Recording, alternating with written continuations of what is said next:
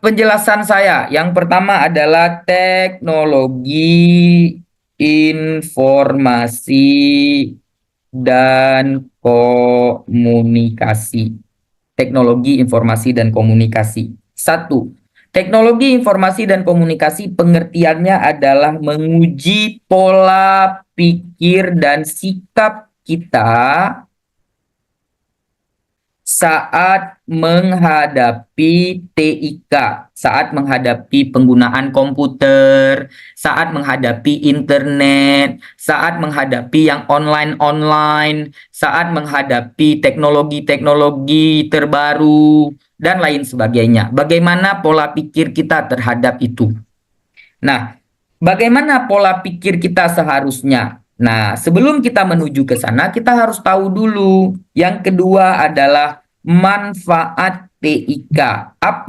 Untuk apa orang menggunakan TIK? Kita harus tahu itu dulu. Satu, untuk efisiensi pekerjaan dan efektivitas pekerjaan. Apa yang disebut dengan efisiensi? Hemat, tidak ribet. Itu yang disebut dengan efisiensi. Efisiensi itu adalah ketika kita bisa hemat waktu, bisa hemat biaya, bisa hemat tempat karena menggunakan teknologi. Contoh, kalau kita pakai PDF, tahu PDF ya? Sebuah teknologi untuk membuka dokumen. Kita tidak harus lagi mengeprint bahan.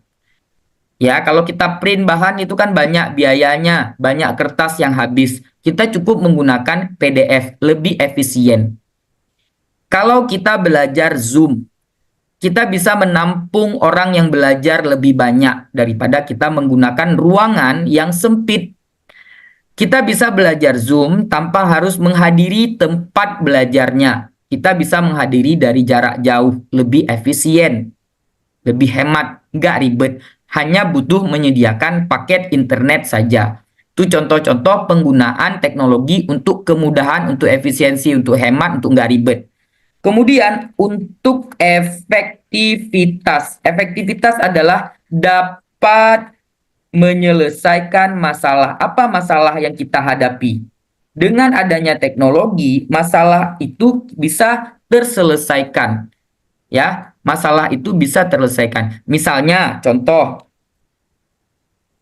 ada masalah COVID tidak bisa belajar tatap muka.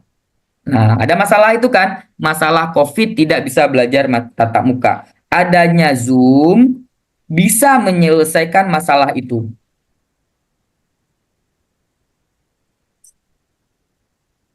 Nah, dengan adanya Zoom, kita bisa gunakan itu untuk menyelesaikan masalah belajar tadi. Adanya Zoom, kita nggak harus bertemu. Jadi nggak menyebarkan COVID. Kita bisa belajar lewat Zoom. Menyelesaikan masalah itu efektivitas. Paham? Kemudian selanjutnya adalah untuk bersosial media. Nah, untuk bersosial ya lewat apa namanya? Lewat media, lewat sosmed, lewat TikTok dan lain sebagainya. Yang selanjutnya untuk menyebarkan informasi. Dan yang terakhir adalah untuk hiburan. Jadi ketika ada orang menggunakan teknologi untuk hiburan, itu tidak salah, asal tahu kapan batasnya, kapan seharusnya dia mendapatkan hiburan, kapan untuk tidak. Ada orang yang menggunakan teknologi untuk hiburan, kemudian dia kecanduan. Nah, itu salah. Ada orang yang bersosial media membuli orang lain, itu salah. Ada orang yang menyebarkan informasi, tapi informasi yang dia sebarkan itu hoax, itu salah. Jadi boleh bersosial media, boleh menyebarkan informasi, boleh untuk hiburan, tapi jangan dilakukan untuk yang salah-salah. Nah, itu dipahami ya manfaat TIK ya. Kemudian yang ketiga harus dipahami adalah sikap-sikap kita, sikap-sikap terhadap TIK. Yang pertama adalah siap menerima setiap perubahan. Terima setiap perubahan. Nah, bagaimana kita menerimanya? Menerima perubahan dengan bijak. Contoh menerima perubahan dengan bijak. Contohnya adalah tidak sembarangan ikut tren. Nah, ada tren-tren yang tidak baik, jangan sembarangan kita ikuti. Tren itu kan bagian dari perubahan kan, karena teknologi itu kan terus berubah dia seiring dengan waktu dia terus berubah. Hari ini ada teknologi A, besok ada teknologi baru lagi. Hari ini kita bisa mengupload video hanya dalam waktu 15 detik. Tahun depan mungkin akan bisa upload video lebih panjang lagi. Mungkin tahun depan ada teknologi yang baru-baru lagi. Nah, kita harus menerima perubahan itu dan bisa menggunakan perubahan itu untuk tujuan positif. Nah, gunakan bijak, jangan gunakan dengan tidak bijak. Contohnya, tidak sembarangan ikut tren. Ada tren-tren yang tidak baik. Ada tren-tren yang bisa kita ikuti hanya sekedar untuk hiburan. Ya, siap menerima setiap perubahan, menerima perubahan dengan bijak. Jadi jangan jadi orang yang kudet, kurang update. Orang yang kurang update, orang yang hanya mau menggunakan teknologi-teknologi lama, itu tandanya dia kudet. Contoh orang yang menerima perubahan adalah contohnya, dulu dia biasanya menyimpan informasi atau menyimpan data lewat komputer. Sekarang dia menyimpan data ke internet lewat iCloud atau sejenisnya. Berarti dia menerima perubahan untuk hal-hal yang positif. Ya, dia tidak kudet, jangan kudet. Itu yang pertama. Yang kedua adalah gunakan teknologi. Gunakan teknologi itu. Yang mana yang kita gunakan? Gunakan yang sesuai aturan, sesuai dengan prosedur, sesuai dengan wewenang. Gunakan sesuai aturan, prosedur, dan wewenang. Jangan sampai melanggar aturan. Kita pakai teknologi untuk ngehack akun orang lain, salah. Kita pakai teknologi menyebarkan hoax, salah. Ya, sesuai aturan, prosedur, dan wewenang. Kemudian gunakan teknologi yang paling efektif dan efisien. Cari mana teknologi yang paling canggih, yang paling efektif dan efisien, itulah yang kita pilih. Ya, gunakan teknologi yang paling up to date. Up to date itu artinya apa? Update, yang terbaru, yang terupdate. Itu kita pakai.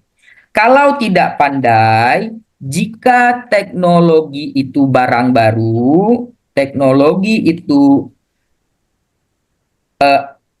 jika teknologi baru, ya jika kita menghadapi teknologi baru, misalnya aplikasi baru, misalnya itu kita belajar dulu, pelajari dulu, jangan langsung pakai. Nah, jika kita awam atau kita baru menghadapi teknologi, pelajari dulu, belajar dulu. Awam, kita tidak pandai, itu belajar dulu. Ya, pelajari dulu. Jangan langsung pakai karena nanti bisa berbahaya. Kita baru beli barang baru nih, misalnya. Kita baru beli komputer baru, kita baru beli kulkas baru, kita baru install aplikasi baru. Itu kita pelajari dulu, jangan langsung pakai. Kita belum pernah menggunakan aplikasi A, tapi teman kita udah pernah. Apa yang harus kita lakukan? Karena kita baru, kita belajar dari teman kita bagaimana cara menggunakannya. Paham ya? Itu cara kita menggunakan teknologi. Yang ketiga, satu, dua, tiga, empat, lima. Yang keenam adalah perhatikan keamanan data. Jangan sembarangan nyebarin data di internet, di sosmed. Ya, kita perhatikan itu. Jangan sembarangan kita menyebarkan data. Ya, perhatikan keamanan data. 7. Kan? Misalnya apa keamanan data? Gunakan password di komputer, misalnya. Gunakan antivirus, misalnya. Jangan sembarangan, contoh ya, sembarangan klik link-link yang salah, tautan yang salah. Kemudian jangan sembarangan menyebarkan data pribadi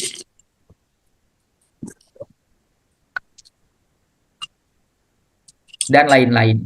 Nah, kemudian apalagi nomor 6, sekarang 7. Yang ketujuh adalah ini yang terakhir mungkin bijak dalam menggunakan sosmed. dan menyaring informasi.